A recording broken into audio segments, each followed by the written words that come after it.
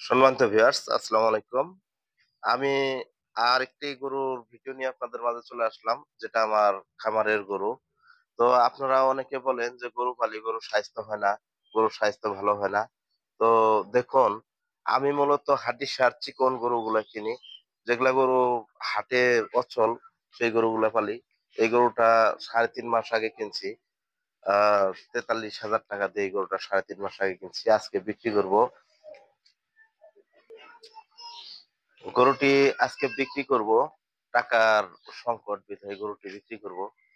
গরুটি ৩.৫ মাস পালার পরে দেখুন আমি সেই মিক্সচার যে ভুসি আমার ৳২৪ কেজি সেই মিক্সচার ভুসি দিয়ে গরু লালন পালন করি।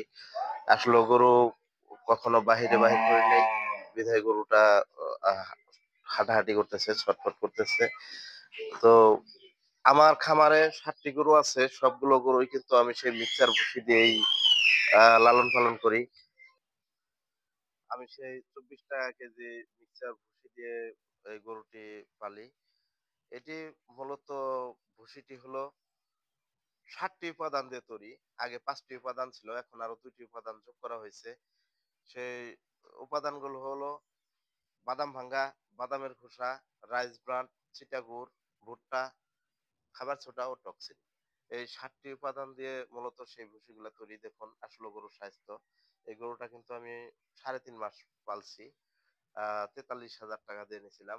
আসলেও আমরা যারা গরু পালন করব, তারা যদি বলি যে রাতারাতি কোটিপতি হব, এটা কিন্তু সম্ভব না।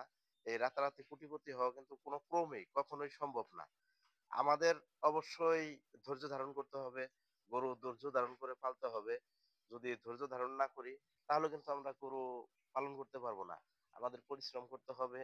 আর যদি বলি যে একটি গরু কিনে নিয়ে আসলাম, নিয়ে আসার পরে সাথে সাথেই আমরা গরুটি করব।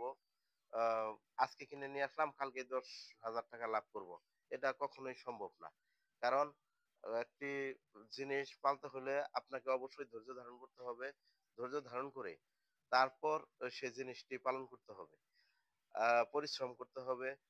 যদি আমরা রাতারাতি দেখা গেছে ৳১০,০০০ করে লাভ করতাম, তাহলে তো হইতই। অনেক গরুতে কম লাভ হয়, অনেক গরুতে বেশি লাভ হয়। তো এই গরুটিতে আমার তেমন লাভ হয় নাই।